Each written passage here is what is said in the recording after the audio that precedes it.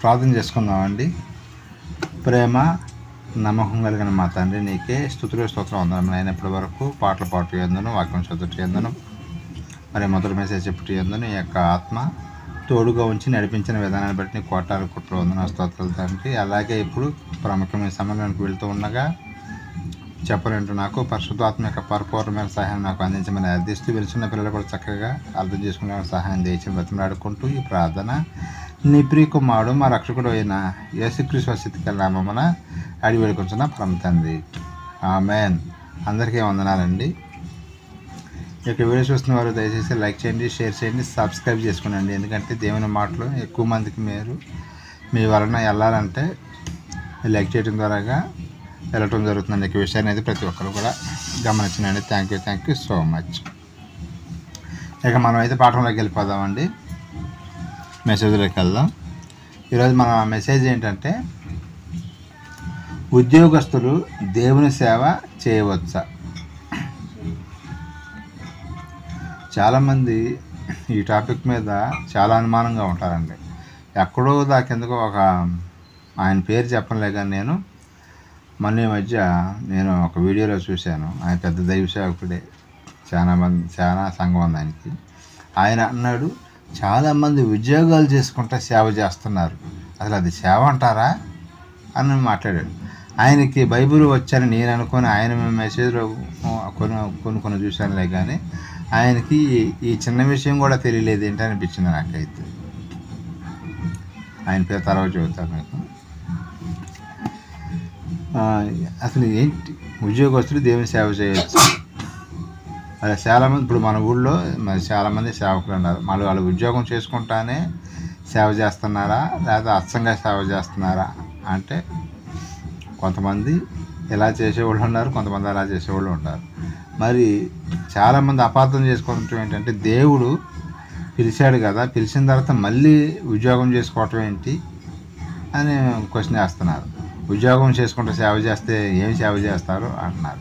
అసలు యాక్చువల్గా సేవ చేసేవాళ్ళు వారానికి ఎన్ని గంటల పాటు పని చేస్తారండి? మహా అయితే ఆదివారం 2 గంటలు లేదా 3 గంటల పాటలతో వేసుకుంటే 3 గంటల పాటు మందిరంలో ఉంటారు. మిగతా టైంలో ఎక్కడ ఉంటారండి? ఇంట్లోనే ఉంటారు. ప్రార్థన చేసుకుంటాను, లేకపోతే ఇంకా ఏదే సొంత పనులు చేసుకుంటాను. కానీ మరి దేవుడు మమ్మల్ని పిలిచాడు, మేమే సేవ చేయాలి, ఉద్యోగం చేసుకుంటా ఈ సేవ చేయటం ఏంటి అంటారు. కానీ దేవుడు దానికి భిన్నంగా చెబుతున్నాడు. ఎవరైతే బాప్తిసం తీసుకున్నారో వాళ్ళందరూ పని చేయాల్సిందే అని ఆయన అంటే కాదు, ఉద్యోగస్తులు మాత్రం చేయకూడదని వీళ్ళు అంటారు. ఈ ప్రశ్నలన్నిటికీ సమాధానం ఈరోజు ఫుల్ క్లారిటీగా మనం ఆలోచిద్దామండి. చాలామందికి బైబిల్ అర్థం కాలేదనే చెప్పుకోవాలండి. చాలామంది బైబిల్ బోధించే వాళ్ళకి బైబిల్ తెలియదు, ఏదో చెప్పుకుంటూ వెళ్ళిపోతూ ఉంటారు. కానీ ఆదివారంలో ఏదో గంట సేపు బట్టి ప్రసంగాలు చేస్తారు. కానీ వాస్తవంగా అయితే బైబిల్ అసలు దేవుడి ఉద్దేశం ఏంటి అనేది పూర్తిగా అవగాహన తెచ్చుకోవడానికి ఇంకా ఒక ఆయన మరి గత 50 సంవత్సరాల నుంచి దేవుని యొక్క వాక్యం చెబుతున్న ఆయన ఏమన్నాడు, నేను బైబిల్ స్టూడెంట్ని అంటున్నాడు. సుందరరావు గారు, నేను బైబిల్ విద్యార్థిని అని ఆయనే 50 సంవత్సరాల నుంచి వాక్యం చెప్పాయని ఆ మాట అంటే, మరి మనం చదువుకున్న మనకి అన్ని విషయాలు తెలుసండి. మనకు తెలియని విషయాలు ఎన్నో విషయాలు బైబిల్లో ఉన్నాయి. మన మట్టి మీదకి అసలు అందదు. జస్ట్ ఒక 10%, 20% మనం అందుకోవడానికి చాలా కష్టపడాల్సి వస్తుందండి. ఇంకా చాలా ఉంటుంది బైబిల్. మనం ఎంత నేర్చుకున్నా సరే ఇంకా సబ్జెక్టు మన జీవితం సరిపోదండి. మనం ఒకవేళ 20 సంవత్సరాలు 30 సంవత్సరాల వయసులో బాప్తిసం తీసుకున్నా సరే, మనం చచ్చిపోయిన దాకా నేర్చుకున్నా సరే ఇంకా చాలా సబ్జెక్టు అట్లాగే ఉండిపోతారు అన్నమాట. అంత సబ్జెక్టు పెట్టాడు దేవుడు ఈ బైబిల్, మనం అర్థం చేసుకోవాలి. కానీ చాలామంది బైబిల్ మీద అవగాహన లేకుండా ఉద్యోగస్తులు మాత్రం సేవ చేయకూడదని మాట్లాడుతున్నారండి. కానీ బైబిల్లో ఒక ఆయన మరి బైబిల్ గురించి ఏం చెబుతున్నా, అసలు ఎప్పుడు చదవాలి, ఎలా చదవాలి అనేది ఒక టిప్ ఇచ్చాడండి. మనకు అప్పుడప్పుడు టిప్ సలహాలు ఇస్తారు కదా. దావీదు గారు మనకు ఒక టిప్ ఇచ్చాడు. ఆయన ఏ టిప్ ఇచ్చాడో మనం తెలుసుకుందామండి. కీర్తన గ్రంథము 1వ అధ్యాయం 1వ వచనం ఒకసారి చూడండి.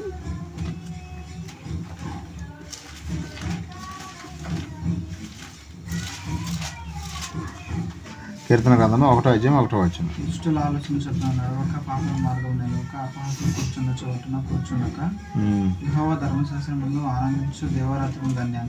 అది ఎలా చదవాలంటండి బైబిల్ని? దివారాత్రములు కాదు, ఆనందించుచు. దివారాత్రములు ప్లస్ ఆనందిస్తూ చదవాలండి. అదే నాయన ఇవాళ 2 అధ్యాయాలు చదవాలా, లేకపోతే నేను 3 అధ్యాయాలు చదవాలని బాధపడతా చదవకూడదంట. అది చెబుతున్నాడు ఆయన. అదే బైబిల్ చదువుతూ ఉంటే నీకు సంతోషం కలుగుతుంది అనుకో, ఎంతైనా చదవగలుగుతావు. 1 అధ్యాయం ఏంటి, 2 అధ్యాయాలు ఏంటి, 3 అధ్యాయాలు ఏంటి. ఒకప్పుడైతే నేను 15-20 అధ్యాయాలు చదివాను ఒకేసారి. అది ఎంత చదివినా కానీ ఇంకా సంతోషంగా చదవాలనిపిస్తూనే ఉండేది నాకు. అట్లాగే ఎవరైనా సరే నేను ఒక బాధ్యతగా కాకుండా దాని మీద ఇష్టంతో చదివితే కనుక, బాధ్యతగా అనుకోకూడదు. మనం ఇష్టంతో చదివితే కనుక ఎన్ని అధ్యాయాలను చదువుతాం, ఎంతసేపు అయినా చదువుతాం. ఎంతసేపు చదివినా మనకే అసలు బోర్ అనిపించదు అనమాట, కష్టం అనిపించదు. కొంతమంది ఒక అధ్యాయం చదవగానే పక్కన పెట్టేసేస్తారు. ఓకే కాదంటలేదు, ఆ మాత్రమే చదువుతున్నారంటే వాళ్ళని నేను ఏమంటలేదు. 1 అధ్యాయం చదివినా సరే వాళ్ళకి ఎంతో కొంత, ఈ 1 అధ్యాయం కాదు, 1 వచనం చదివిన మహానుభావులు కూడా ఉంటారు. వారం వారం మందిరానికి వెళ్ళేవాళ్ళు ఆదివారం రోజున మాత్రం బైబిల్ పట్టుకుంటారు. మళ్ళీ ఎప్పుడు తెస్తారండి?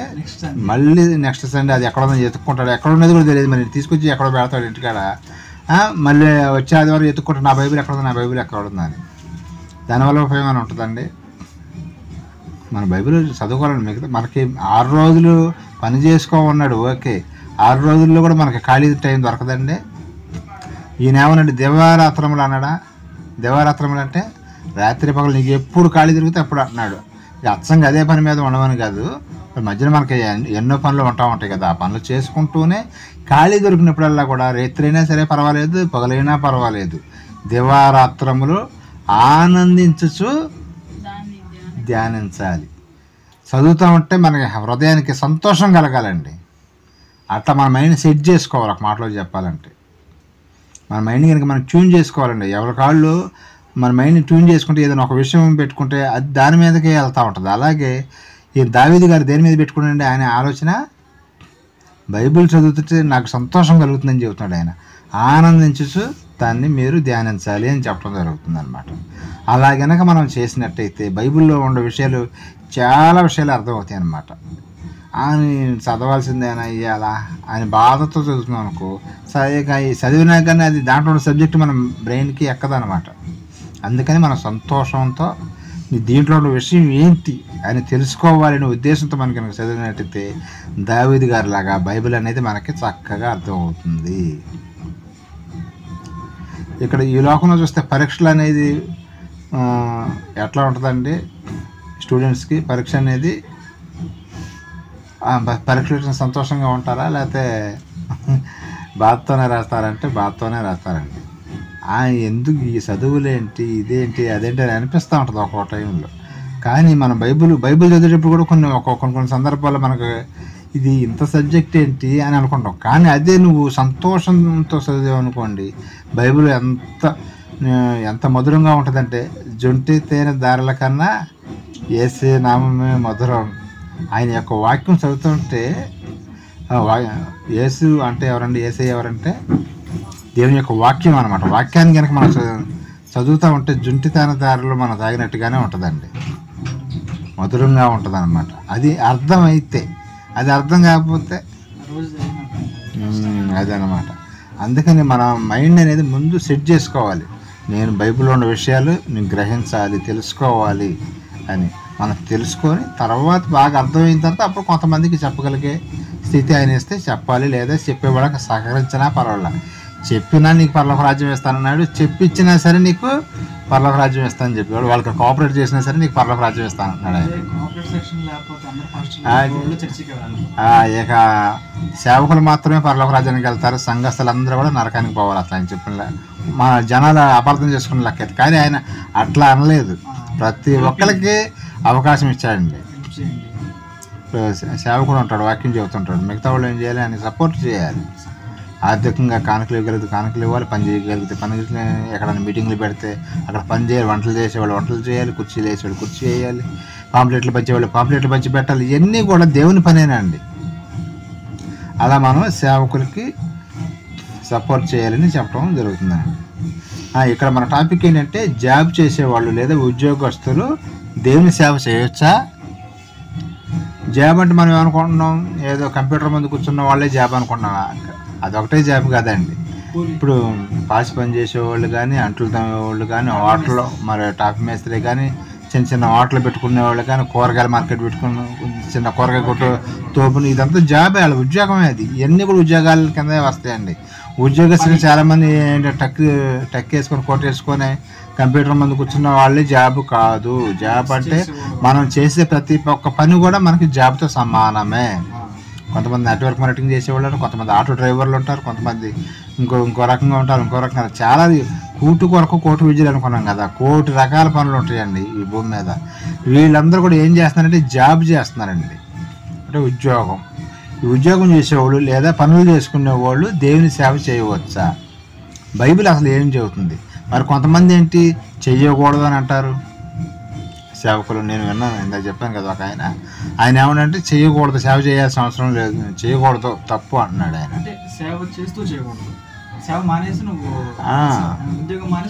ఉద్యోగం చేసుకుంటే సేవ మాత్రం చేయొద్దని వద్దని అన్నాడు. చేస్తే సేవ చేయి, లేకపోతే నేను ఉద్యోగం చేసుకుంటాడు. అది బైబిల్ రెండు చేయకూడదు, అది తప్పు అని అంటాడు ఆయన. మరి బైబిల్ ఏం చెబుతుంది అనే విషయం మనం ఈరోజు తెలుసుకుందామండి.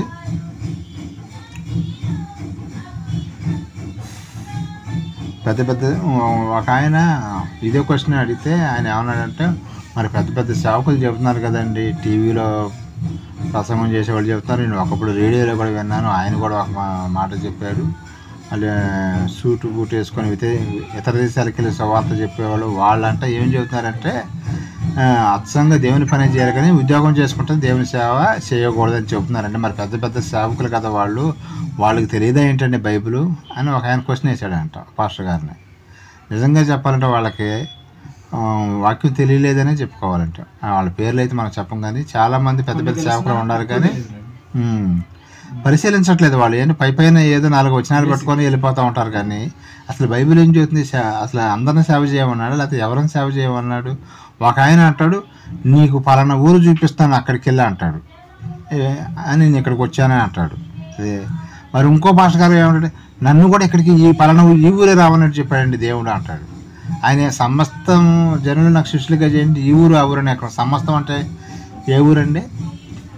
ప్రపంచం మొత్తం కూడా అందరినీ నాకు శిష్యులుగా చేయండి అని చెబితే, నాకు పలానా ఊరే చూపించారు, ఆ ఊరే చూపించారు, కొండపల్లి చూపించాడు, లేకపోతే నాకు విజయవాడ చూపించాడు. ఇది తప్పు అండి. అక్కడోళ్ళే మనుషుల. ఇంకొక పాస్టర్ గారు అంటే ప్రార్థన చేస్తాడు, ఉద్యోగస్తులు మాత్రమే నా సంఘానికి రావాలని ప్రార్థన చేస్తున్నాడు. ఎందుకంటే దశమ భాగాలు భాగిస్తారు వాళ్ళు అన్నట్టుగా. నెల అయిపోయే వరకే మరి ఆయనకి ఒక 50,000 శాలరీ అనుకో, ఈయనకి ఎంత ఇవ్వాలి? అటు 10 మంది తగిలితే 50,000. మామూలుగా ఉద్యోగం చేసుకుంటే ఎంత వస్తుంది ఆయనకి? బయట పని చేస్తే 10,000 15,000 కన్నా ఎక్కువ రాదు. ఇప్పుడు 50 వస్తుంది. ఇట్లాగా కొంతమంది మాట్లాడు ఉద్యోగస్తులే రావాలని ప్రార్థన చేస్తున్నాడు. ఉద్యోగస్తులు వస్తే మరి మిగతా వాళ్ళ పరిస్థితి ఏంటి? మరి కూలి పనులు చేసుకునే వాళ్ళు ఏంటి? టాపి పని చేసుకునే వాళ్ళు ఏంటి? పాచి పని చేసుకునే వాళ్ళు ఏంటి? వీళ్ళందరూ వద్దా నీకు? వాళ్ళ ఆత్మను రక్షింపవా? తప్ప కదా ప్రార్థన చేయటం? ఉద్యోగస్తులే మన మందిరానికి రావాలంటాం ఎంత తప్పండి అసలు అది. యేసుక్రీస్తు ఉద్యోగస్తులకే సేవ చేశాడండి ఆయన. మన మాదిరి ఆయనే కదా. పౌలు గారు ఉద్యోగస్తులకే సేవ చేశాడా? అక్కడికి వెళ్ళిపోవాలి మనం. అక్కడికి వెళ్తేనే మనకి ఆన్సర్ దొరికింది. వీళ్ళు దొంగ మాటలు చెబుతున్నారా, నిజం చెబుతున్నారా అనేది మనకు తెలియాలంటే ఇక బైబిల్ దగ్గరికి వస్తే, యేసుక్రీస్తు దగ్గరికి వస్తే, పౌలు గారి దగ్గరికి వస్తే, మన గురువు గారు పౌలు గారు, ఆయన గురువు గారు యేసుక్రీస్తు వారు, అంటే మన ప్రభు ఆయన మనకు గురువే ఒక రకంగా చెప్పాలంటే. అని మరి అక్కడికి వెళ్తే కానీ మనకు అర్థం కాదు. ఇంకా మనం చూడగలిగితే మత్తయి సువార్త 28వ అధ్యాయం 20వ వచనం ఒకసారి చూడండి. మత్తయి సువార్త 28వ అధ్యాయం 20వ వచనం అసలు ఏం చెబుతున్నాడు? అసలు ఎవరెవరిని సేవ చేయమన్నాడు? ఇక్కడ కొంత హింట్ ఇచ్చాడు. మత్తయి సువార్త 28వ అధ్యాయం 20వ వచనం.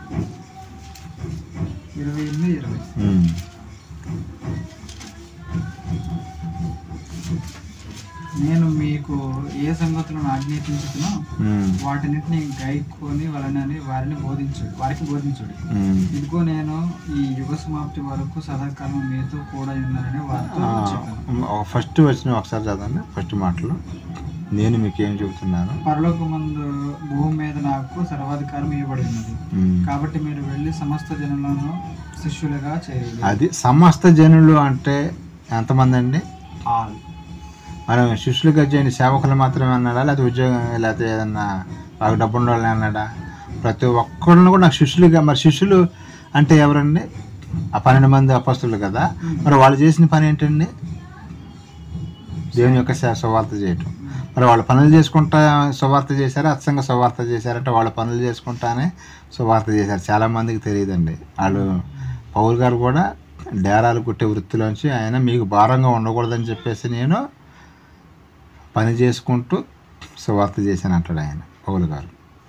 ఈ అపొస్తలులు మిగతా వాళ్ళు కూడా చేపలు పట్టేవాళ్ళు అండి. తర్వాత యేసుక్రీస్తుల వారు చనిపోయి తిరిగి లేచిన తర్వాత కూడా వీళ్ళు వాళ్ళ వృత్తిని వదిలిపెట్టలేదు. ఫుడ్ ఎవరు పెడతాడండి జనం మీద తిరిగితే? చాలామంది ఏమంటారంటే నేను సంఘాన్ని నమ్ముకొని ఉంటారంట. పాపం వాళ్ళే ఏ రోజుకి ఆ రోజు కూలీ తెచ్చుకొని కూలీనాలు చేసుకొని బతుకుతుంటే వాళ్ళని పిండిదామని చూస్తామనండి. అదే నువ్వు ఉద్యోగం చేసుకుని సేవ చేసావనుకో వాళ్ళ మీద ఆధారపడవుగా. నీకు పెద్ద సంఘం అనుకో అప్పుడు చూసుకో, ఓకే సంఘం మీద ఆధారపడు అంతే. ఒక 3-4 10 మంది వస్తారు, వారానికి ఒక 100 రూపాయలు వస్తాయి అనుకో కానుకలు. 100 రూపాయలు సరిపోతాయండి ఈ రోజుల్లో మనిషికి, కుటుంబానికి సరిపోతాయండి వారం మొత్తం మీద. టిఫిన్కి కూడా చాలరు. మరి వాళ్ళ దగ్గర పిండిదామనుకుంటే ఎట్లాగండి? వాళ్ళు ఇష్టపూర్వకంగా ఇస్తే తీసుకోండి, ఓకే. కానీ దేవుడు నన్ను సేవ చేయమన్నాడు, నన్ను పని చేయొద్దు అన్నాడు. ఎలాంటి మాటలు ఎక్కడా లేవు అండి, బైబిల్లో లేవు. అపార్థం చేసుకున్నారు చాలామంది. పని చేసుకుంటానే సేవ చేయమని చెప్పడం జరిగింది అనమాట.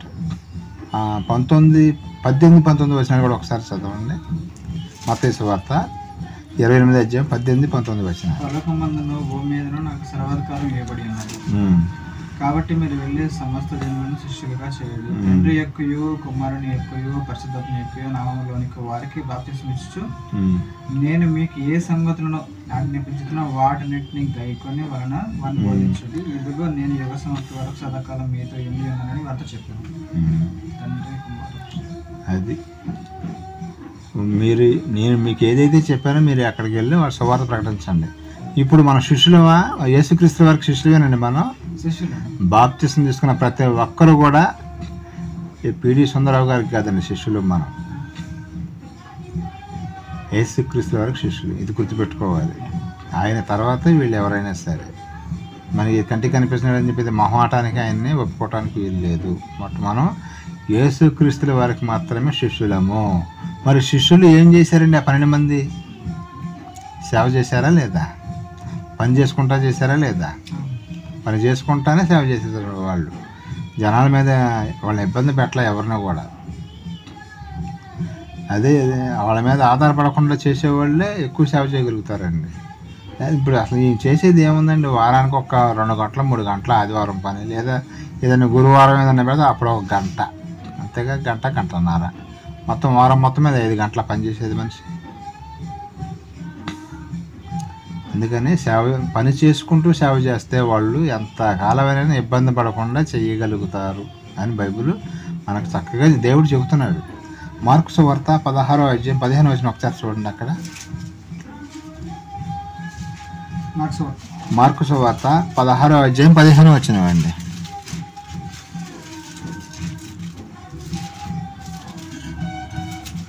మరియు మీరు సర్వలోకమునకు వెళ్ళి సర్వ సృష్టికి సువార్తను ప్రకటించింది. నమ్మి బాప్తిసం పొందిన వాడు రక్షింపబడును, నమ్మని వానికి శిక్ష విధింపబడును. అది సర్వ సృష్టిలో ఉద్యోగస్తులు ఉన్నారా లేదా? పని చేసుకునే వాళ్ళు ఉన్నారా లేదా? వాటలు పెట్టుకునే వాళ్ళు ఉన్నారా లేదా?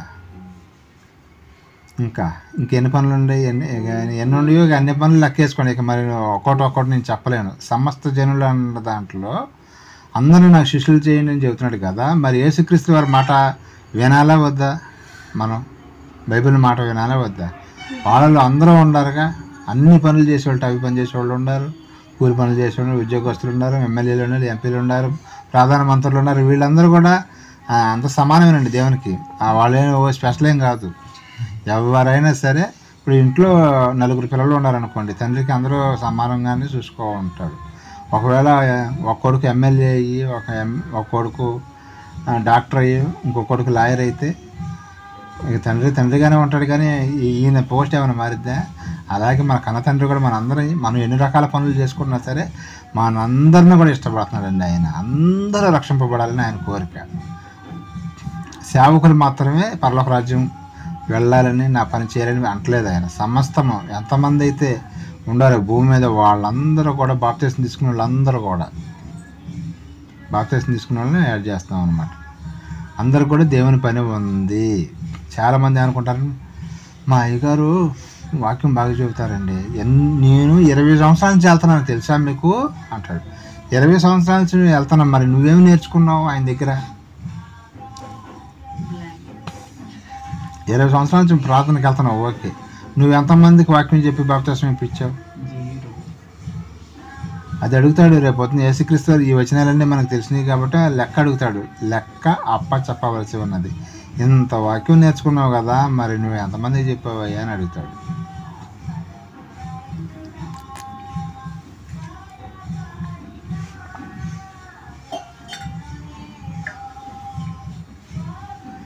ఇప్పుడు చెప్పలేని వాళ్ళు ఉంటారు కొంతమంది ముసలి వాళ్ళు కానీ చదువులేని వాళ్ళు కానీ, వాళ్ళని తీసుకుని పక్కన పెడతాడు.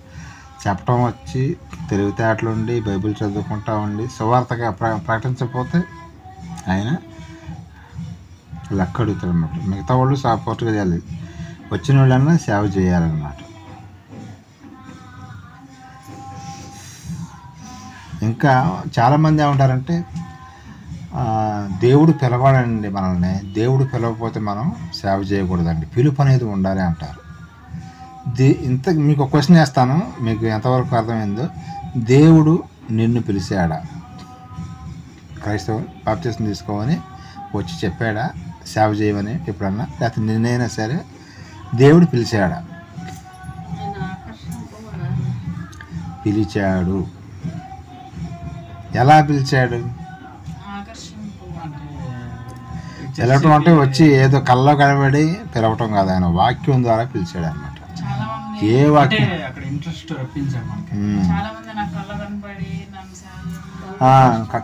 కల్లో కనబడి అంటే నన్ను ఆ ఊరు వెళ్ళవన్నాడు, ఈ ఊరు వెళ్ళవన్నాడు అని చెప్తూ ఉంటారు. అది వట్టి మాట అండి. వాళ్ళే మనుషులా? మిగతా ఊళ్ళో ఉన్న మనుషులు కదా. మనకి ఎక్కడ అనుకూలంగా ఉంటే అక్కడ దేవుని యొక్క పని చేయాలండి. ఉద్యోగస్తులు ఉండే చోటకి వెళ్ళి సేవ చేయమని చెప్తాను కొంతమందికి. ఇది కరెక్ట్ కాదని బైబిల్ చెబుతుందండి. కొంతమంది అబ్రహాం గారికి చెప్పాడు కదా అక్కడికి వెళ్ళవని, అంటే నాకు కూడా చెప్పాడు. అప్పుడు చెప్పాడు అబ్రహాం గారికి ఏమని చెప్పాడు చెప్పండి? నువ్వు ఈ దేశం నుంచి వేరే దేశానికి వెళ్ళవన్నాడు. ఊరు కాదు అసలు, ఆయన దేశమే దాటిచ్చాడు ఆయన్ని. మరి ఎవరన్నా సేవకులు అంటారని నన్ను ఇండియాలో సేవ చేయొద్దు అన్నాడు, పాకిస్తానీలో సేవ చేయమన్నాడు, లేకపోతే నన్ను దుబాయ్లో సేవ చేయమన్నాడు ఒక్కళ్ళన్నా చెబుతారండి. అబ్రహాం గారిని వేరే దేశానికి పంపించాడండి. వీళ్ళు దగ్గర బాటలో ఉన్న మంచి ఊరు ఎన్నుకొని నన్ను అక్కడ దేవుడు అక్కడికి వెళ్ళవన్నాడని చెబుతారండి. ఎంతవరకు నిజమండి అది? ఎవరైనా సరే సేవకులు పలానా దేశం ఎలా ఉన్నాడని ఎవరైనా చెప్పడం విన్నారండి? పక్క ఊళ్ళో ఆ జిల్లాకి ఎలా ఉన్నాడు, ఈ జిల్లాకో లేకపోతే పక్క ఊరికో ఎక్కడికో ఎలా ఉన్నాడు చెబుతారు. కానీ ఇప్పుడు దేవుడు ప్రతి ఒక్కరిని కూడా పిలవటం జరిగింది, వాక్యం ద్వారాగా పిలవటం. ఎలా పిలిచాడో ఇప్పుడు మీకు చూపిస్తానండి. అది కూడా మనం తెలుసుకోవాలన్నమాట. పేతురు గారు రాసిన మొదటి పత్రిక 2వ అధ్యాయం 9వ వచనం. మనం పిలిచాడో లేదో మీకు ఇక్కడ అర్థమైపోద్ది. పేతురు గారు రాసిన మొదటి పత్రిక 2వ అధ్యాయం 9వ వచనం.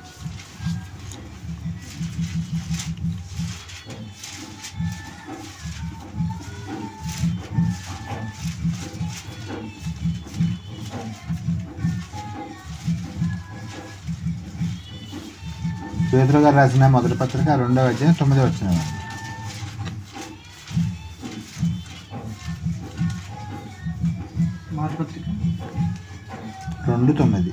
రెండో అధ్యాయం 9వ. అయితే మీరు చీకటిలో నుండి ఆశ్చర్యకరమైన తన వెలుగులోకి మిమ్మల్ని పిలిచిన, అదిగో చీకట్లో ఉన్నామంట మనల్ని వెలుగులోకి పిలిచాడంట. చెప్పు. వాని గుణాతిశయములను ప్రచురం చేయ నిమిత్తము ఏర్పరచబడిన వంశ దేశమును రాజులైన యాజక మనందరం రాజులు అండి. రాజులు అంటే కిరీటాలు పెట్టుకునే రాజులు కాదు. దేవుడి దృష్టిలో మనం రాజులు అనమాట. పరిశుద్ధ జనమును దేవుని సొత్తు అయిన ప్రజలమై అది మనం అందరం కూడా దేవుని యొక్క సొత్తు. మన దేవుడు ఇక్కడ పిలిచాడండి. పేతురు గారు మన క్లారిటీ ఇచ్చారు. అయ్యా, ఎవరైతే బాప్తీసం తీసుకున్నారంటే నువ్వు ఆటోమేటిక్గా దేవుడు నేను పిలిస్తేనే నువ్వు బాప్తీసం తీసుకోగలుగుతావు, లేకపోతే నీ వల్ల కాదు, అసలు నువ్వు రాలేవు. అక్కడక్కడక్కడే టీవీలు అప్పుడు తిరుక్కుంటా, రోడ్లు అప్పుడు తిరుక్కుంటా, బీడీలు లాక్కుంటా, సిగరెట్లు లాక్కుంటా, సినిమాలకు వెళ్ళుకుంటా, ఆదివారం వచ్చేదానికి కొంతమంది 2 సినిమాలు చూస్తారు. మనం ఏం చేస్తామండి? ఆదివారం వచ్చింది ఎప్పుడు గబగబ మందిరానికి వెళ్దామా, దేవుని యొక్క మాటలు చెప్పుకుందామని మన ఆశ. అది ఆయన పిలిస్తే ఆయన ఆకర్షణ ఎలా ఉంటుంది, ఆయన పిలవకపోతే ఎలా ఉంటుంది? ఎక్కడెక్కడొక్కడెక్కడో తిరుగుతూ ఉంటాం. ఒకప్పుడు మనం కూడా అంతే అనుకోండి. కానీ ఇప్పుడు మనము దేవునికి వచ్చాం కాబట్టి కరెక్ట్ వేలోకి తీసుకొచ్చాడు, మనల్ని ట్రాక్లోకి తీసుకొచ్చాడు కాబట్టి దేవుని యొక్క మాటలు మనం నేర్చుకోవడానికి ఇంట్రెస్ట్ చూపిస్తున్నాం అన్నమాట. అంతే. ఆయన పట్టుకుంటే కనుక ఎంతటి కఠినాత్ముడైనా సరే మార్చగలిగే శక్తి పిలిచాడండి ఆయన. మనల్ని అందరూ కూడా ఆయన యొక్క గుణాతిశయములను ప్రచురణ చేయ నిమిత్తం మనల్ని అందరినీ పిలిచాడు ఆయన. ఎవరైతే బాప్తిసం తీసుకున్నారో వాళ్ళందరినీ పిలిచాడు. చాలామంది అంటే నీకు పిలుపు లేదండి అంటారు. ఇక్కడ పిలిచాడే బాబు, దేవుడు మమ్మల్ని పిలిచాడు కాబట్టి మేము బాప్తిసం తీసుకున్నాం, లేకపోతే పిలుపు లేకపోతే మేము ఇక్కడికి ఎందుకు వస్తామని ఈ వచనం చూపిస్తే వాళ్ళకి చాలామందికి పాపం బైబిల్ తెలుసుకుని కూడా వాళ్ళు చంటి పిల్లలతో సమానం అండి. పెద్ద పెద్ద సేవకులు కూడా, గడ్డం నెరిసిపోయిన సేవకులు కూడా చంటి పిల్లలతో సమానం. వాళ్ళకి వాక్యం తెలియదు అని నేను అంటాను చాలామందికి ఈ విషయాన్ని బట్టి. ఎందుకంటే నీ దేవుడిని పిలుపు లేదు, నువ్వు దేవుని మాటలు చెబుతావు అంటే ఒక ఆయన నన్ను అడిగాడండి, దేవుని సేవ అనేది, దేవుని మాటలు అనేది ఎవరు పడితే వాళ్ళు చెప్పకూడదు అన్నాడు. మరి నువ్వు చెప్పొద్దు అన్నావు, దేవుడు నన్ను చెప్పమన్నాడు, లేకపోతే నేను నరకాన్ని పడేస్తానని చెప్తున్నాడు. మరి ఆయన మాట వినాలా, నీ మాట వినాలా అన్న? యేసుక్రీస్తు వారు దేవుడు ఏం చెబుతున్నాడు? ఆయన నువ్వు సేవ చేయాలయ్యా బాబు, లేకపోతే దేవుని మాటలు చెప్పాలయ్యా, నువ్వు పని చేసుకోవద్దు అంటలా. లేకపోతే మరి నీ కుటుంబాన్ని ఎవరు పోషిస్తారు? నువ్వు 2-3 వాక్యం చెబుతాను, వాళ్ళ మీద పడ్డావనుకో, వాళ్ళకే జరగదు. ఇంట్లో ఏదో పచ్చడి వేసుకొని తింటారు, నువ్వు వాళ్ళ మీద పడితే అట్ట? నువ్వు పని చేసుకో, చక్కగా వచ్చిన డబ్బులతో కుటుంబాన్ని పోషించుకో, వాళ్ళకి 4 మాటలు దేవుడి మాటలు చెప్పు అన్నాడు ఆయన. నా మాటలు చెప్పు అన్నాడు ఆయన. మరి ఆయన మాట వినాలా, వీళ్ళ మాట వినాలా? నువ్వు దేవుడి మాటలు ఎవరు పడితే వాళ్ళు చెప్పకూడదట. బాప్తిసం తీసుకున్న ప్రతి ఒక్కరు చెప్పాల్సిందే అని దేవుడు చెబుతుంటే మీరు వద్దంటారేంటి? అంటే అచ్చంగా వదిలేసేసి రావాలంట. ఏ పని చేయకుండా అచ్చంగా దేవుని పనే చేయాలని చెబుతారు. నువ్వు మొత్తం మానేసేసి ఇక ఏ పని చేయకుండా వచ్చి నువ్వు సంఘాన్ని స్థాపించుకో అంటారు. అప్పుడు మరి కుటుంబాన్ని ఎవడు పోషిస్తాడు? ఆయన పని చేసుకొని చెబుతున్నాడుగా. అది చాలామంది అట్లాగా తప్పుగా మాట్లాడుతున్నారు. ఇంకా మనం చూడగలిగితే ఆదికాండము ఈ వచనంలో ఇంకా ఫుల్ క్లారిటీ ఇస్తాడు. ఆదికాండము 3:17 వచనం ఒకసారి చూడండి. అసలు ఏదైనా తోటలోనే మనల్ని ఆయన కష్టపడి పని చేసుకోవాలని చెప్పించడం జరిగింది. ఆదికాండము 3:17 వచనం.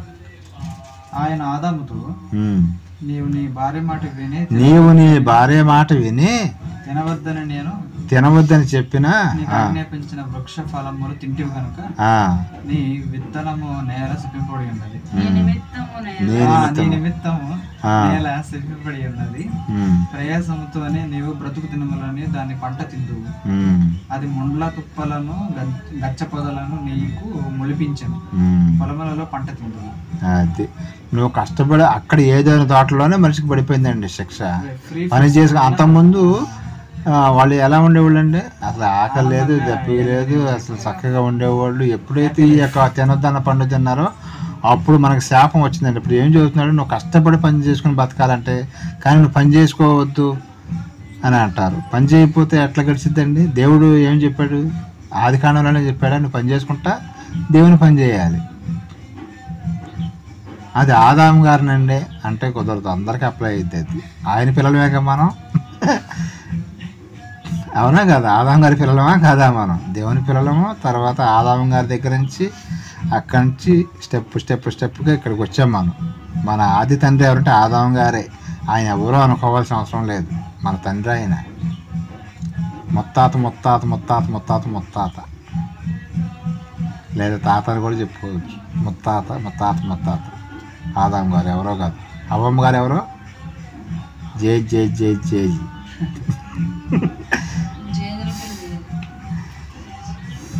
చూసారా, ఇక్కడ చెబుతుంది, అర్థమవుతుందిగా. ఆది కాండంలోనే మీరు కష్టపడి పని చేసుకుని బతకాలయ్యా అని అప్పుడే మనకు శిక్ష వేశాడు ఆయన. శిక్ష ఇప్పుడు ఎంత పెద్ద ఉద్యోగస్తులు అయితే అంత చెప్పబడిన వాడి కింద లెక్క. కొంతమంది నాకు 2 లక్షల రూపాయల శాలరీ అన్నాడు, నువ్వు పెద్ద పనుడి కింద లెక్క అనమాట. అలాగనే చేసుకోవద్దు అంటలేదు ఆయన. చేసుకో, పని చేసుకో, నీ కుటుంబాన్ని పోషించుకో, అలాగే నా పని కూడా చెయ్యి. నా పని చేయకుండా ఇవన్నీ చేసినా వేస్ట్. బాప్తిసం తీసుకోకుండా నేను 20 సంవత్సరాల మందిరానికి వస్తా, 40 సంవత్సరాల మందిరానికి వస్తా అంటే కుదరదు. బాప్తిసం తీసుకుంటేనే కౌంటింగ్లోకి వస్తారండి, లేకపోతే రారు. మరి కుడివైపు ఉండి దొంగ వెళ్ళాడు కదా అంటే అక్కడ అవకాశం లేదు ఆయనకి, లేకపోతే బాప్తిసం తీసుకునేవాడు. అవకాశం ఉందా? ఇంకా కాసేపు చచ్చిపోయాడికి ఎవరు ఇస్తారండి బాప్తిసం? అక్కడ అవకాశం లేదు. కాబట్టి యేసుక్రీస్తు వారు బంపర్ ఆఫర్ ఇచ్చాడు ఆయనకి, ఆయన ఒక్కడికే కుదిరింది. అట్లాగా మిగతా వాళ్ళకి అట్లా కుదరదండి. నువ్వు మందిరానికి వెళ్ళినా సరే రేపు పొద్దున యేసుక్రీస్తు వారు వచ్చేస్తే నువ్వు విడబడిపోతావు. బాప్తిసం తీసుకోకపోతే నిన్ను పరలోక రాజ్యానికి తీసుకోడు ఆయన. ఎందుకంటే నీ పాపాలన్నీ అక్కడే ఉన్నాయి. యేసు రక్తంలో నీ యొక్క పాపాలను కడుక్కోలేకపోయావు నువ్వు. ఎన్నిసార్లు చెప్పినా ఎన్నిసార్లు గద్దిచ్చినా సరే చాలామంది వినట్లేదు. మరి వాళ్ళ సంగతి మరి అప్పుడు ఏమైందో తెలియదు. చూసారా, ఆది కాండంలోనే దేవుడు చెప్పించినట్టుగా లేదు ఆదాము గారిని. మరి ఆయన పిల్లలమేగా మనం కూడా పని చేసుకుంటేనే బతకగలుగుతూ ఉండాలి, లేకపోతే ఎవరు పెడతారండి? చాలామంది సేవకులు ఏమంటారంటే, నేను సేవ చేస్తుంటే నాకు అన్ని కష్టాలే, నాకు అన్ని బాధలే, సరిగ్గా కానుకలే రావట్లేదు అని బాధపడుతూ ఉంటారండి. పని చేసుకోండి అన్నయ్య, పని చేసుకోండి. ఆదివారం సేవ చేయండి, మధ్యలో ఒకరోజు గురువారం ఎప్పుడో 1 గంట సేపు పెడతారా, పెట్టండి, తప్పేముంది. ఆ టీవీలు కడిపోయిందా చూసే బదులు 1 గంట సేపు ప్రార్థన పెట్టుకుంటే తప్పేముంది. అటు సెల్ ఫోన్లు కళ్ళు మసకలు వచ్చినా సరే ఎట్టొకటి ఓపిక చేసుకొని చూస్తారు. కానీ మహా అయితే ఆదివారం ఒక 3 గంటలు, మధ్యలో గురువారం 1 గంట లేదా 2 గంటలు, 5 గంటలు అండి మొత్తం మీద పనిచేసేది. మరి ఉద్యోగస్తులు సేవ చేయకూడదు అంటారు, తప్పండి అది. దేవుని పని ఆగిపోద్ది, ఉద్యోగస్తులు కూడా సేవ చేయకపోతాయి. అచ్చంగా వాళ్ళు చేయాలంటే ఏడ చేయగలుగుతారండి? పేదవాళ్ళని రుద్దలేక అలా రక్తం పిండాలన్నమాట, జ్యూస్ లాగా. మీ కానుకలు ఇస్తే మేమే పడి బతుకుతాం. మేము మా భార్య పిల్లలు మేమేమో కార్లు కొనుక్కొని కారులో తిరుగుతాం, మీరు మాత్రం అట్లాగే ఉండాలి. చాలామంది సేవకులు కొంతమంది కానుకల మీద వాళ్ళు కార్లు వేసుకొని తిరుగుతూ ఉంటారు. ఇక్కడ చర్చికి 20 సంవత్సరాలు 30 సంవత్సరాలు చూడ అట్లాగే ఉంటారు, వాళ్ళు అలాగే ఉంటారు. నేను అన్ని వాస్తవాలు మాట్లాడుతున్నాను. మరి ఎవరికైనా కొంతమంది కోపం వచ్చిద్దేమో కానీ ఈ పాట వినే వాళ్ళకి తర్వాత యూట్యూబ్లో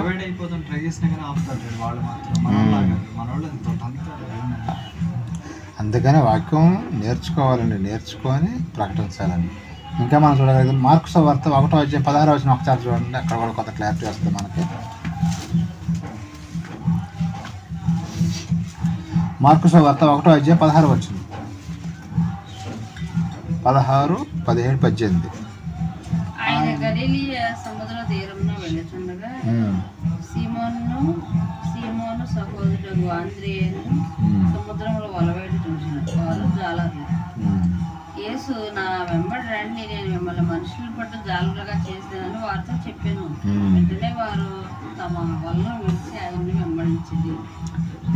ఇది ఎప్పుడండి? ఈ సందర్భం ఎప్పుడుదండి? ఈ స్టార్టింగ్లో సందర్భమేనండి. ఇది చాలామంది సేవకులు ఈ వచనం చూపిస్తారండి. ఏంటంటే, చూసారా, యేసుక్రీస్తు వారు వాళ్ళని, పేతురు గారిని, అంద్రేయ గారిని ఆ వాళ్ళని వదిలిపెట్టేసి వచ్చేసారు వీళ్ళు, పూర్తి సేవ చేసేసారు అంటారు. ఇక్కడ మీకు చెబుతానండి, అది కూడా వస్తుంది.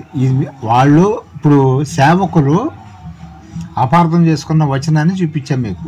సేవకులు ఈ వచనాన్ని చూసారా, పేతురు గారిని, అంద్రేయ గారిని సేవలోకి వచ్చేసారు, వదిలిపెట్టి వచ్చేసారు అని అంటున్నారు. కానీ సగం ఏం చేసి చదువుతున్నారండి చాలామంది బైబిల్. తర్వాత ఏం జరిగింది అనేది తెలియట్లా.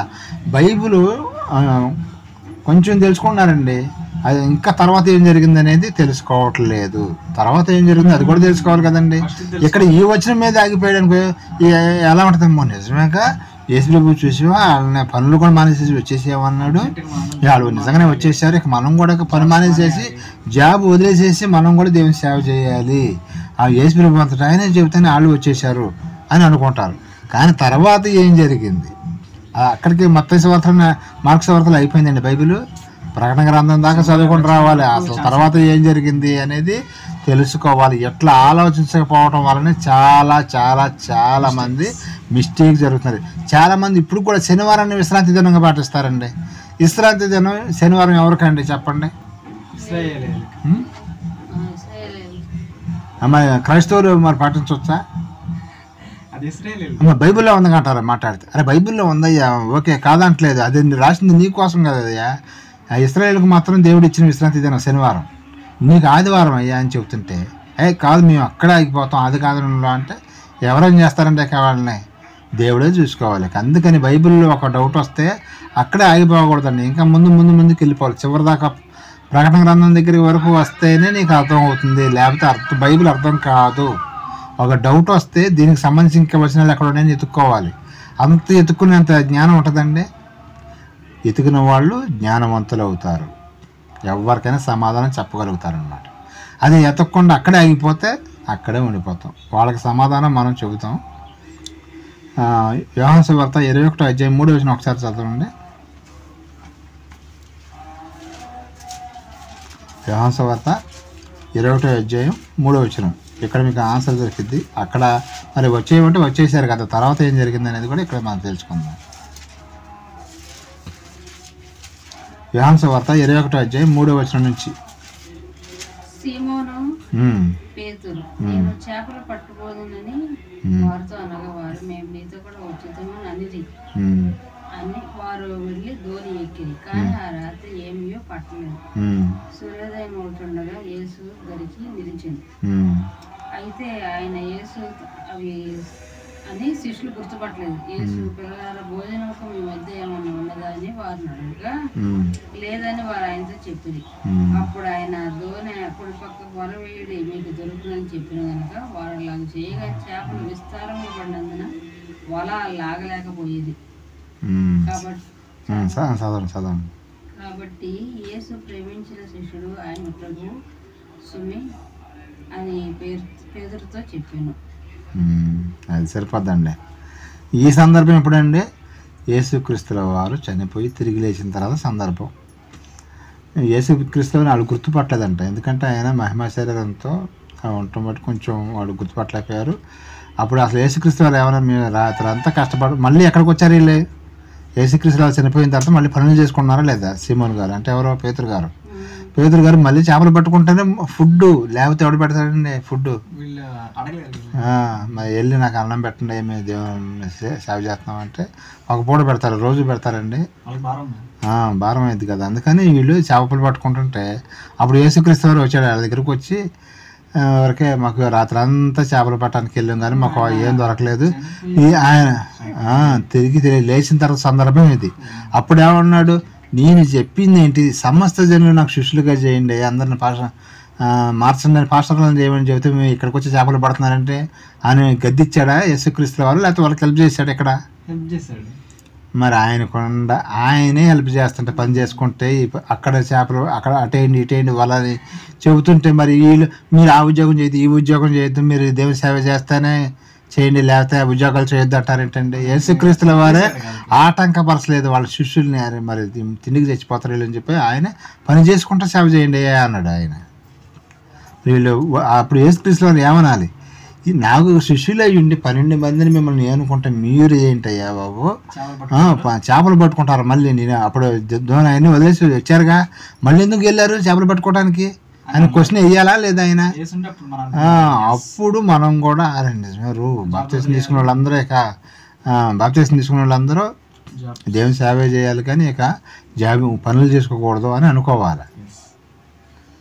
ఈ చిన్న లాజిక్ మరి తలపడిపోయిన సేవకులు కూడా ఇది అర్థం కాకపోతే నేను ఏం చేయాలండి? మనం అర్థం ఏంటంటే చెప్పాలండి. మనం ఏం చేసేది ఏమీ లేదండి, ప్రేమతో చెప్పటం, ప్రేమతో చెప్పాలి. వింటారు, వినకపోతే అపార్థం చేసుకుంటే మనం చేసేది ఏం లేదు. ఒక పాస్టర్ గారిని ఒక క్వశ్చన్ అడిగానండి నేను, ఏంటంటే తండ్రి, కుమారుడు, పరిశుద్ధాత్ముడు ముగ్గురు ఒకటైనా విడివిడిగా ఉన్నారంటే ముగ్గురు ఒకటే అన్నాడు. సరే, ముగ్గురు ఒకటే అన్నాడు. నేను ఇంకో క్వశ్చన్ వేసా, మరి యేసుక్రీస్తు వాళ్ళు బాప్తిజం తీసుకున్నప్పుడు ఆకాశం నుండి మాట్లాడింది ఎవరో, మా పావురం వల్లే వచ్చింది ఎవరో, మరి ఇక్కడ యేసుక్రీస్తు వారు ఈయన ఎవరో అన్న. అది ప్రత్యక్షతలు అంటాడు. నీకు ఇంత డైరెక్ట్గా కళ్ళ ముందే చూపిస్తున్నా కూడా ఇది బంగారం కాదు, ఇది మట్టి. ఇదేంటండి? మూత కాదు, ఇది నేనేమంటే ఇడ్లీ పాత్ర అంట. ఇడ్లీ పాత్రకి ఇది ఇడ్లీ పాత్ర మూతని చెప్పినా కానీ కాదు ఇడ్లీ పాత్ర. నేను ఏం చేశాను, అక్కడ డైరెక్ట్గా ముగ్గురు చూపిస్తున్నా కానీ వాళ్ళు ఒప్పుకోవట్లేదు. సరే, ఇంకా ఇప్పుడు అర్థమైంది కదా, యేసుక్రీస్తుల వారు వాళ్ళ ఆటంకపరచలేదండి. ఎప్పుడు ఆటంకపరచలేదు. ఆయన చనిపోయి తిరిగి లేచిన తర్వాత మళ్ళీ వీళ్ళు వాళ్ళ పనులు చేసుకుంటున్నారు. అంతమంది ఏం చేసేవాళ్ళు, చేపలు పట్టుకునేవాళ్ళు. ఇప్పుడు కూడా ఏం చేస్తున్నారు, వాళ్ళ పనులకు వెళ్ళిపోవాలి. మరి ఫుడ్ ఎలా వచ్చిందండి పాపం, లేకపోతే. అందుకని ఉద్యోగం చేసుకుంటా సేవ చేసే వాళ్ళని అసలు ఎవరు ఏలుబెట్టి చూపించాల్సిన అవసరం లేదు. వీళ్ళ బాధ ఏంటంటే అక్కడ జీతం తీసుకుంటున్నారు, మళ్ళీ ఇక్కడికి వచ్చి మళ్ళీ దశమ భాగాలు ఇది అంటారు, అది కానుకలు అంటారు. అక్కడెక్కడ 2 ఆదాయాలు వస్తాయని వీళ్ళ ఏడు పని నేను అనుకుంటున్నా. ఇక్కడ ఏమొచ్చింది, ప్లేస్మెంట్ బాగోలేకపోతే జాబ్ చేసుకుంటే అదే ఇక్కడే బాగా అది వస్తున్నాయి అనుకోండి, అప్పుడు నువ్వు నిలబడిపో. అక్కడ ఇక్కడ 2 చోట్ల వీళ్ళు ఇక్కడ కానుకలు తీసుకుంటారు, ఎట్టాగా ఆదివారం చర్చకు వస్తారు కదా, వచ్చినప్పుడు ఈ కానుకలు పట్టుకుంటారని. అది అట్లా కాదండి. ఉద్యోగం చేసుకుంటారు సేవ చేసేవాళ్ళు ఈ డబ్బుల కోసం ఎదురు చూడరండి. ఇప్పుడు ఎక్కడో దాకేందుకు ప్రభాకర్ గారు ఉన్నారు. ఎప్పుడన్నా జనాల దగ్గర పిండటానికి చూసాడు, జ్యూస్ పిండాడు, ఎప్పుడన్నా పిండలేదు ఆయన. ఎందుకని పిండలేదు? అవసరం లేదు. ఆయనకు ఉద్యోగం చేసుకుంటే సేవ చేస్తున్నాడు, ఆయన దేవుడి పని చేయట్లేదా? వీళ్ళ మీద బాగా చేస్తాడు. ఒక మాటలో చెప్పాలంటే నేను ఒప్పుకుంటా. ఇప్పుడు ఉద్యోగం చేసినప్పుడు ఆయనకు శాలరీ వచ్చినప్పుడు ఆ డబ్బులతో మరి వేరే పెద్ద పెద్ద సేవకులను కూడా తీసుకొచ్చి మంచి మంచి వాక్యం చెప్పిస్తాడు. ఉద్యోగం చేసేవాళ్ళు సేవ చేస్తే చాలా బాగా చేయగలుగుతారు. అదే సంఘం మీదే క్వాలిటీగా ఉంటుంది. అదే సంఘం మీదే బతికేవాడు ఏంటంటే ఆడు 10 రూపాయలు ఇస్తాడు, వీళ్ళు 10 రూపాయలు ఇస్తా, వీళ్ళకి 50 రూపాయలు ఇస్తారని ఈ ఆలోచన మీదే ఉంటారండి అని నేను అనుకుంటున్నా. కాబట్టి బైబిల్ ఏం చెబుతుందో చెబుతుంది. ఇప్పుడు బైబిల్కి ఎగనెస్ట్గా మనం వెళ్ళకూడదండి. బైబిల్ ఏం చెబుతుంది, నువ్వు ఉద్యోగం చేసుకుంటానే సరే దేవుని యొక్క సేవ చెయ్యి. నీ పెద్ద సంఘమే అవసరంలా, ఒక 3 4 నీకు ఎంతమందికి అయితే చెప్పగలదు, 3 చెప్పగలుగుతావా, 4 చెప్పగలవు, 10 మందికి చెప్పగలుగుతావా నీ తెలివితేటలతో? 10 మంది చాలు. వేల మంది, లక్షల మంది హైదరాబాద్లో పెద్ద పెద్ద చర్చలు ఉంటాయి, వాళ్ళలాగా అవసరం లేదండి. మనం కొద్ది మందికైనా చెప్పాలండి. వాళ్ళు దేవుడు వాళ్ళకి అవకాశం ఇచ్చాడు కాబట్టి చేస్తున్నారు, వాళ్ళని మనం తప్పు పట్టడానికి లేదు. హైదరాబాద్లో పెద్ద పెద్ద సంఘాలు ఉన్నాయండి, అలాగని వాళ్ళని మనం తప్పు పట్టాల్సిన అవసరం లేదు. ఎవరైతే కరెక్ట్గా సేవ చేస్తారో వాళ్ళని దేవుడు పరలోక రాజ్యానికి తీసుకుని, ఎవరైతే షోయింగ్ చేస్తారో వాళ్ళని ఎక్కడ వేస్తాడని మన అందరికీ తెలిసిందే. అది సేవకుల్లో కూడా అందరూ కరెక్ట్గా ఉన్నారని లేదు, అందరూ తప్పుడోళ్ళని కాదండి, చాలామంది మంచివాళ్ళు కూడా ఉన్నారు. మళ్ళీ యూత్ ఫెస్టివల్ అని పెడుతున్నారండి చాలామంది. యూత్ ఫెస్టివల్ ఏంటండి? క్రైస్తవులు యూత్ ఫెస్టివల్ అంటే ప్రసంగి గ్రంథంలో ఉంటుంది, యవ్వనుడా తినము త్రాగము సుఖించము అని ఉంటుంది. తర్వాత కిందకు వచ్చేవరకు ఇది అర్థం చేసుకున్నారు, కానీ కిందకి ఈ పనులు చేస్తే నా పని చేయకుండా నీకు కోటింగ్ పడిద్ది అని చెప్పాడు. అదే ఆలోచించరు. అదే ఆ వచనాలే వీళ్ళకి కళల్లో పడతా ఉంటాయి, కానీ కింద ఇంకా దానికి సమాధానం కూడా ఉంటుంది. ఇప్పుడు ప్రకటన గ్రంథంలో కూడా ఏమంటాడు లాస్ట్లో, ఆయన ఏది చేసేవాడు అది చేయని అంటాడు, యేసుక్రీస్తు అంటాడు. ఏది చేసిన వాళ్ళు చేస్తే ఆడిపోతారండి. మరి ఎందుకు చెబుతున్నాడు ఆయన? చెప్పి చెప్పి చెప్పి చెప్పి ఇసుకొచ్చేసి ఇక ఏది చేసేది నీ ఇప్పుడు కుటుంబంలో ఒకడు ఉంటాడండి, ఆ రోజు అల్లరి పనులు చేస్తూ ఉంటాడు. ఒక రోజున తండ్రికి కోపం వచ్చి ఏమంటాడు, అరే నీ ఇష్టం వచ్చింది చేసుకోరా అని ఆయన ఇంట్లోంచి ఎలా ఉంటామో, లేకపోతే నీ ఇష్టం కోపం వచ్చి అంటాడు. యేసుక్రీస్తు వారు కూడా ప్రకటన గ్రంథంలో లాస్ట్లో అదే అన్నాడు, ఏది చేసేవాడు చేయండి కానీ దాని యొక్క ఫలమే మీరు పొందుకుంటారు అన్నాడు. మంచి చేసామనుకో నీకు మంచి జరిగిద్ది, అది చెడు పనులు చేసామని నీకు కోటింగ్ పడితే అని చెప్పాడు ఆయన. అది దాన్ని పట్టుకొని మనం ఏది చేయబడితే చేయమన్నాడు మనకి లక్కీ దొరికింది అనుకుంటే కనుక కోటింగ్ మాత్రం తప్పదు. అది కూడా తెలుసుకోవాలన్నమాట. ఇక్కడ ప్రసంగి గ్రంథంలో కూడా అంతే. ఆయన ఏం చెప్పాడు, యమునుడు యూత్ ఫెస్టివల్ అని పెట్టారు. యూత్ ఫెస్టివల్ అంటే ఆ రోజునంటే ఇక గేమ్స్ అంట, ఆటలు అంట, వాక్యం లేదు, పోవలేదు, ఏం లేదు, ఇక గేమ్స్ ఆడిస్తున్నారంట. గేమ్స్ ఆడిస్తే ఏముందండి, కాసేపు ఆడితే చెమట పట్టిద్ది అంతేగా. దేవుని యొక్క మాటలు చెబితే హృదయం వెలిగింపబడిద్ది. హృదయము వెలిగింపబడటం ముఖ్యమా, శరీరం ఏదో చెమటలు బట్టి కత్తి ఆ ఒక్కరోజు చేస్తారు, 10 సంవత్సరానికి ఒకరోజు చేస్తారు యూత్ ఫెస్టివల్ అంట. ఇది యోగా డే అని ఏది చేస్తున్నారు కదా, దానివల్ల ఉపయోగం ఏమీ లేదండి. అక్కడికి వెళ్ళి తిట్టుకుంటారు వాళ్ళని, ఎందుకంటే రోజు చేసే పనులు మాకు సరిపోతాయి, మరి ఎక్స్ట్రా తీసుకొచ్చి అక్కడ కూర్చోబెట్టి ఇక్కడ కూర్చోబెట్టి మమ్మల్ని ఇబ్బంది పెడతారని అట్లా ఇబ్బంది పడేవాళ్ళు ఉంటారు. ఒక్కరోజు చెబితే నువ్వు సంవత్సరం మొత్తం చెప్పి రోజుకు ఒక అరగంట చేపిస్తాడా? ఇక అట్లా ఉంటుంది అన్నమాట. ఇంకా మనం చూడగలిగితే అపొస్తలుల కార్యము 18వ అధ్యాయం 2వ వచనం ఒకసారి చూడండి. అపొస్తలుల కార్యము 18వ అధ్యాయం 2వ వచనం.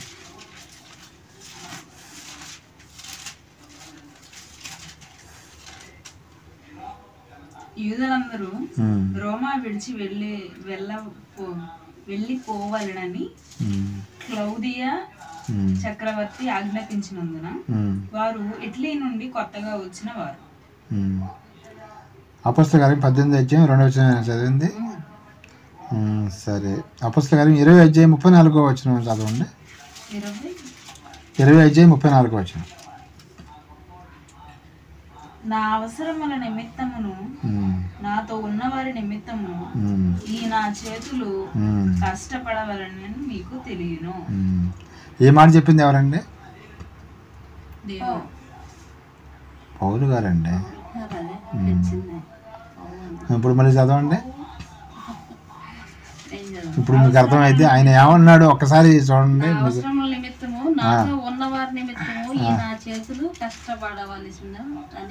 అది పౌలు గారు అంతటా ఆయనే కష్టపడి నేను సేవ చేస్తున్నాను.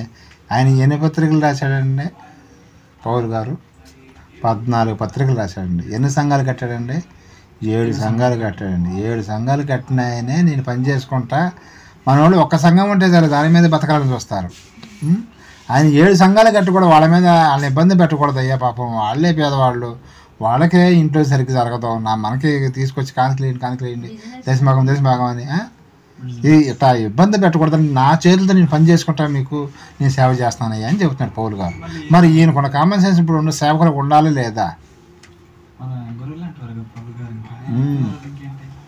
మరి ఆయనే అన్ని పత్రికలు రాసిన ఆయన, అన్ని సంఘాలు కట్టిన ఆయనే. అసలు యాక్చువల్గా అయితే 7 సంఘాలు కట్టిన వాళ్ళకి వస్తాయా లేదా? పని చేయకుండానే సరిపోతుంది అసలు లెక్కేది. కానీ ఏమన్నాడు, మిమ్మల్ని ఇబ్బంది పెట్టకూడదని అన్నాడు ఆయన. ఇంకా మనం చూడగలిగితే తెస్సలోనికీయులకు రాసిన 2వ పత్రిక 3వ అధ్యాయం, అక్కడ ఇంకా ఫుల్ క్లారిటీ ఇస్తాడు. తెస్సలోనికీయులకు రాసిన 2వ పత్రిక 3వ అధ్యాయం 6, 7, 8, 9 వచనాలు చదవండి. టైం అవుతుంది, ముగిచ్చేస్తాను ఇంకొక 5 నిమిషాలు. తెస్సలోనికీయులకు రాసిన 2వ పత్రిక 3వ అధ్యాయం 6, 7, 8 వచనాలు 11వ వచనం దాకా. సహోదరులారా, మా వలన పొందిన బోధన ప్రకారం గాక అక్రమముగా నడుచుకొని ప్రతి సహోదరుని యొద్ద నుండి తొలగిపోవాలని మాకు మన ప్రభువైన యేసుక్రీస్తు పేరిట మీకు ఆజ్ఞాపించున్నాను. ఏలాగు మమ్మను పోలి నడుచుకొనవలనో మీకే తెలియను. మేము మీ మధ్యను అక్రమముగా నడుచుకొనలేదు, ఎవరి యొద్దను ఉచితంగా ఆహారము పుచ్చుకొనలేదు. మేము మీలో ఎవరిని భారముగా ఉండకూడదని ప్రయాసంతోనే కష్టంతోనే రాత్రింబగళ్ళు పనిచేయచ్చు జీవనము చేస్తుంది. మీరు మమ్మను పోలి నడుచుకునవలనని మమ్మను మేము మాదిరిగా కనపరుచుకున్నట్టుకే ఈలాగు చేస్తున్నాను, కానీ మాకు అధికారం లేదని చేయలేదు.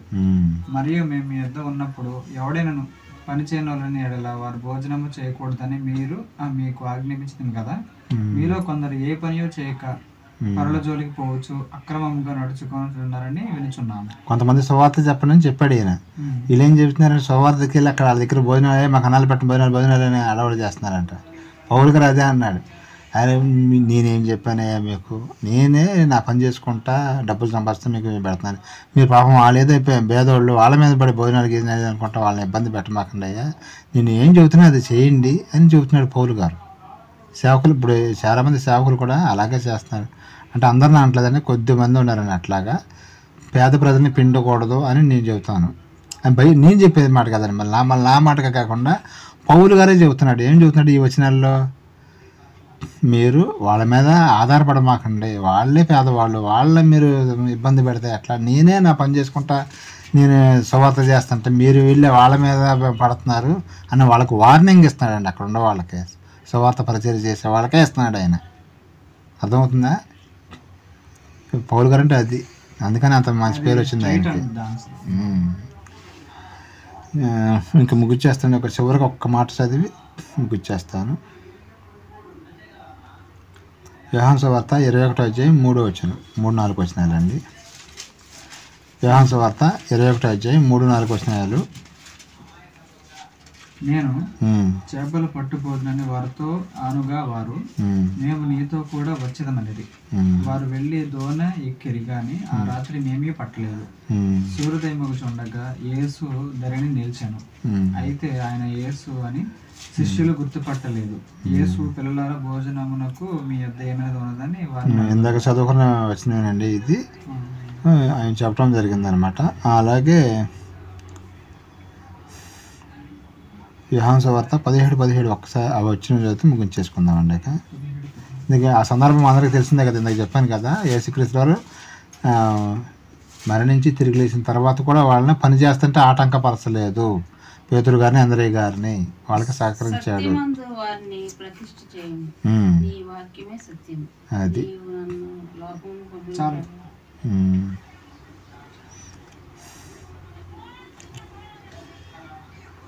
ఇదండి. ఇప్పుడు మీకు అర్థమైందండి, ఉద్యోగస్తులు దేవుని సేవ చేయవచ్చా లేదా? అది ఎలా చెప్పగలుగుతాం? బైబిల్ని బట్టే మనం చెప్పాలి. మనం ఏదో ఊహించుకొని చెప్పడం కాదండి. ఇక్కడ యేసుక్రీస్తు వారే వాళ్ళు ఏమనలేదు.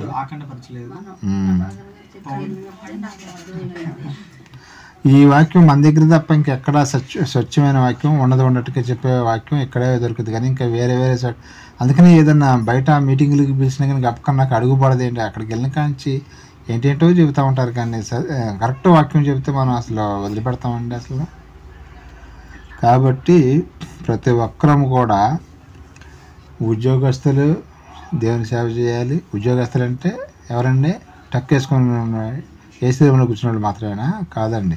ఉద్యోగస్తులు అంటే ప్రతి ఒక్కళ్ళు మనకి కంటికి కనిపించే ఈ సంఘంలో ఏ పని అయితే చేసుకుంటే జీవనాన్ని సాగిస్తున్నారో వాళ్ళందరూ కూడా ఉద్యోగస్తులే. పాసి పని చేసేవాళ్ళు కూడా ఉద్యోగస్తులేనండి, తెలుసా? వాళ్ళకు కూడా దేవుని పని ఉందా లేదా? వాళ్ళు బాప్తిసం తీసుకుంటే కనుక వాళ్ళకు కూడా పని ఉంది. పని ఉంది కాబట్టి దేవుడు మనల్ని భూమి మీద ఉంచుతున్నాడు. మరి మేము చేయట్లేదు కదా అని కొంతమంది అనుకుంటారు. చెయ్యిపోతే చెయ్యాలి, చేసేవాళ్ళు ఇంకా కొంచెం ఎక్కువ చేయడానికి ప్రయత్నం చేయాలి. అసలు స్టార్ట్ చేయని వాళ్ళు ప్రయత్నం చేసి కొంతమంది దేవుని మాటలు చెప్పే పనిలోకి రావాలి అని దేవుని యొక్క కోరిక. బాప్తిసం ఎవరైతే తీసుకున్నారో 850 కోట్ల మందిలో 400 కోట్ల మంది బాప్తిసం తీసుకుంటే అందరికీ పని ఉంది. పని చేయకపోతే జీతం లేదు. ఉద్యోగానికి ఏదైనా జాబ్ వచ్చిందండి, నేను ఇంట్లోనే కూర్చుంటే నాకు శాలరీ ఇవ్వమంటే ఇస్తాడండి? కంపెనీ వాళ్ళు ఇస్తారా? అక్కడికి వచ్చి పని చేస్తానని ఇస్తారా? అలాగే దేవుడు కూడా ఏంటంటే మనకు ఒక ఉద్యోగం ఇచ్చాడండి. ఇది సువార్త అనేది ఒక జాబ్ లాంటిది. ఈ ఉద్యోగం మనకి చేస్తేనే పరలోక రాజ్యం, లేకపోతే లేదు అని చెప్పడం జరిగింది. కాబట్టి మనం ఈ యొక్క పాఠాన్ని బట్టి ఉద్యోగస్తులు ప్రతి ఒక్కళ్ళు కూడా బాప్తిసం తీసుకున్న ప్రతి ఒక్కరు కూడా మనందరం ఆయనకు శిష్యులేం కాబట్టి అందరినీ నాకు శిష్యులుగా చేయండి అన్నాడు. మనందరం శిష్యుల లెక్కలోకి వెళ్ళాం. మరి దేవుడు మనం పిలిచాడే లేదంటే మనం పిలిచాడండి, వాక్యం ద్వారాగా పిలిచాడు కాబట్టి మనం బాప్తిసం తీసుకోగలిగాం. చాలామంది అనుకుంటే నన్ను పిలవలేదుగా దేవుడు అనుకుంటాం. నువ్వు పిలవకుండా ఎట్లా వస్తావు? అసలు దేవుడి దగ్గర రాగలుగుతారండి ఎవరన్నా? అది మనం ఆయన యొక్క గుణాలను మనం ప్రచురం చేయటానికి మనల్ని పిలిచాడు. ఆయన పిలిచాడు కాబట్టి ఆయన యొక్క గుణాన్ని, ఆయన యొక్క వాక్యాన్ని ప్రచురం చేయాలి. మనం ప్రచురం చేసి ఆయన ఉండే మహాలోకానికి చేరుకోవాలని కోరుకుంటూ ఇంతటితో నా మాటలు మీకు చిన్న ప్రార్థన చేసుకుందామండి. ప్రేమ నాకు మా తండ్రికి నీ పిల్లలకు నీ మాటలు చెప్పాను తండ్రి. మరి ఉద్యోగస్తులు దేవుని సేవ చేయొచ్చు అంటే ఉద్యోగస్తులే కదండి, బాప్తిజం తీసుకున్న ప్రతి ఒక్కళ్ళు కూడా దేవుని యొక్క పని చేయాలని, నీ యొక్క పని చేయాలని మేము తెలుసుకున్నాం తండ్రి. ప్రతి ఒక్కరి మీద మరి భారం పెట్టారు తండ్రి, సువార్త భారం. ఈ భారం అనేది మరి భారంగా కాకుండా ఇష్టంగా మేము చేసినట్టయితే మాకు ఎంతో సంతోషంగా చేయగలుగుతాం. కాబట్టి మాకు ఇష్టాన్ని కూడా కలగజేయమని బ్రతుకులాడుకుంటూ, అలాగే ప్రపంచవ్యాప్తంగా ఎక్కడైతే నీ యొక్క ఆరాధన జరుగుతుందో వారందరినీ కూడా చల్లగా కాచి కాపాడమని, వారందరూ కూడా మరి ఎక్కడైతే సువార్త చెప్తున్నారో వారందరూ కూడా విన్నవారందరూ కూడా రక్షణ కోసం సహాయం తెచ్చామని, ఏ ఒక్క ఆత్మ కూడా నశించిపోవటం నాకు ఇష్టం లేదు అని చెప్తున్నారు కదా తండ్రి. నేను అందరూ కూడా రక్షణ కోసం సహాయం తెచ్చామని, మా అందరికీ కాపుదాలు తెచ్చామని, చిన్న మందిగా కూడి మేము నిన్ను ఆరాధిస్తూ ఉండగా నీ యొక్క హస్తం నన్ను, నా కుటుంబం మీద, నా సంఘం మీద నేను ఉంచమని బ్రతిమలాడుకుంటూ ఈ ప్రార్థన, అలాగే సమస్త క్రైస్తవేతలను కూడా చల్లగా కాచి కాపాడమని, సదాకాలం తోడుగా నడిపించమని ప్రార్థన నిప్రీకుమాడు మా రక్షుడైన యేసుక్రీస్తు స్థితికి నామమున అడిగి వేడుకుంటున్నా పరమ తండ్రి. ఆమెన్. తండ్రి యొక్క దయ, కుమారునికి ప్రేమ, పరిశుద్ధాత్మక సన్నిధి సహవాసం మనకి లోకంలో ఉన్న సకల పరిశుద్ధులకు ఆయన ప్రేమించే బిడ్డలకు సదాకాలం తోడుగా నడిపించిన గాక. ఆమెన్. అందరికీ వందనాలండి.